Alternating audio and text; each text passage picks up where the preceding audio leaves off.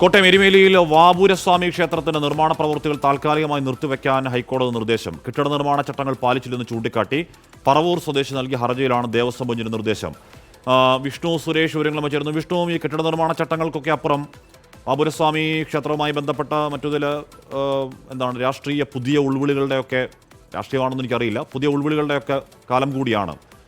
എന്താണ് ഹൈക്കോടതി നിർദ്ദേശത്തിന്റെ കൂടുതൽ വിവരങ്ങൾ, വിഷ്ണു?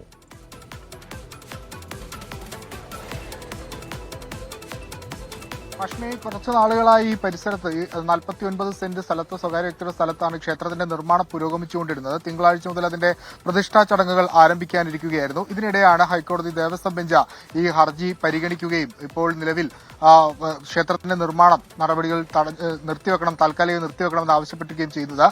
എരുമേലി പഞ്ചായത്ത് കോടതിയെ അറിയിച്ചിരുന്നു. നിർമ്മാണം ചട്ടങ്ങൾ പാലിക്കാതെയാണ്, അനുമതി നേടാതെയാണ് നിർമ്മാണം നടത്തിയെന്നുള്ള എരുമേലി പഞ്ചായത്തിന്റെ നിർദ്ദേശാനുസരണമാണ് കോടതിയുടെ ഇത്തരത്തിലുള്ള ഇടപെടൽ. തിരുവിതാംകൂർ ദേവസ്വം അടക്കം 7ഓളം കക്ഷികൾക്ക് കോടതി നോട്ടീസ് അയച്ചിട്ടുണ്ട്. 7-ാം തീയതി ഈ ഹർജി വീണ്ടും പരിഗണിക്കും. ഹാഷ്മി.